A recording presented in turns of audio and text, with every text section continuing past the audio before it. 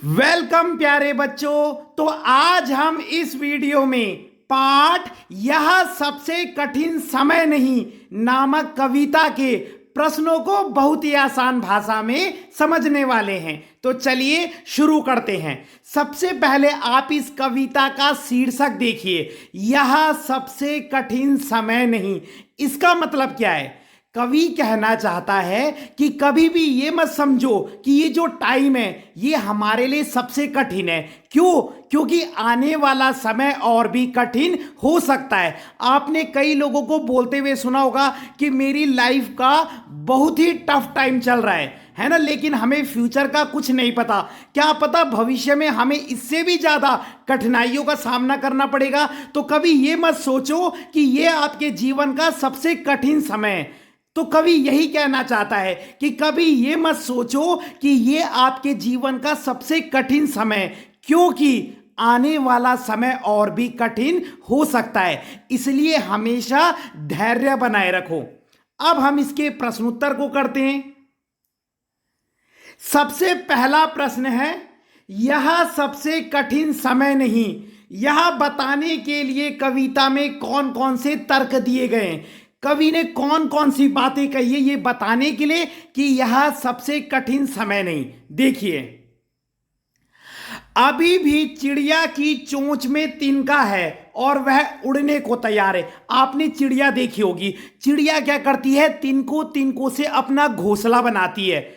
उसका घोंसला कई बार आंधी से टूट जाता है, लेकिन क्या वो हार मान लेती है? नहीं। वो कहती है, वो अपने मन में भी सोचती है कि यह सबसे कठिन समय नहीं, और वो हार नहीं मानती। वो फिर से तिनका लाती है, फिर लाती है, फिर लाती है, और तिनको तिनको से घोंसला बनाती है।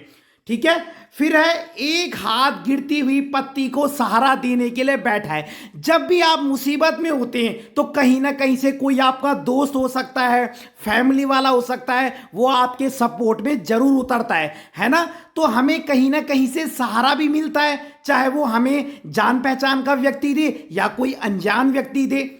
नानी की कथा का आखिरी हिस्सा बाकी है। तो आपने ये 3 पॉइंट याद रखने कि कवि ये बताना चाहता है कि यह सबसे कठिन समय नहीं। पहला पॉइंट है, अभी भी चिड़िया की चोंच में तिनका है और वह उड़ने को तैयार है।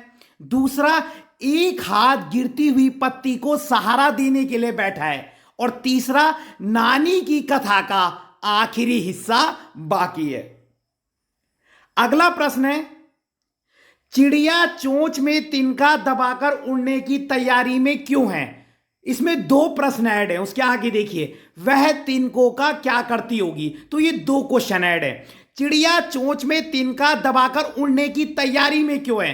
तो इसका आंसर है, चिड़िया इसलिए उड़ने की तैयारी में क्योंकि सूरज डूबने का वक्त हो गया है। इसका बहुत छोटा आंसर है, चिड़िया इसलिए उड़ने की तैयारी में क्योंकि सूरज डूबने का वक्त हो गया है। अब उसे अपने घोंसले में पहुंचना है। और वह तिनको का क्या करती होगी? वह तिनको से घोंसला बनाती है। अगला प्रश्न इसे समझिए। अभी भी का प्रयोग करते हुए 3 वाक्य बनाइए और देखिए उसमें लगातार बिना रुके चलने वाले किसी कार्य का भाव निकल रहा है कि नहीं। मतलब आपने अभी भी से 3 सेंटेंस बनाने, इनको यूज करके, और ऐसे सेंटेंस बनाने हैं कि जिनसे ये पता चल सके कि काम लगातार चल रहा है। जैसे मैंने कहा, मुझे अभी भी सिर दर्द है। इसका मतलब क्या? मुझे अभी भी सिर दर्द है। जैसे मैंने बोला, हम अभी भी खाना खा रहे हैं। इसका मतलब काम लगातार चल रहा है। मैं अभी भी गाड़ी चला रहा हूं। इसका मतलब काम कंटिन्यूअसली हो रहा है। तो आपने अभी भी का यूज करके 3 सेंटेंस बनाने। देखिए, मुझे अभी भी बुखार है, मैं अभी भी खाना खा रहा हूं, हम अभी भी पढ़ रहे हैं। तो लगातार काम चल रहा है। तीनों वाक्यों में निरंतरता है। निरंतरता का मतलब होता है मतलब कंटिन्यूटी, लगातार काम चल रहा है, कंटिन्यूअसली। अगला प्रश्न है, कवि ऐसा क्यों कहता है कि यह सबसे कठिन समय नहीं? तो मैं आपको बता चुका हूं। कवि ऐसा इसलिए कहता है क्योंकि आने वाले समय में हमें और भी कठिनाइयों का सामना करना पड़ेगा। क्योंकि जीवन में तो स्ट्रगल है ही, आज नहीं तो कल, कल नहीं तो परसों। ठीक है। तो अगर आपको वीडियो पसंद आई हो तो लाइक कीजिएगा, कमेंट कीजिएगा और अपने चैनल को सब्सक्राइब जरूर कीजिएगा। धन्यवाद।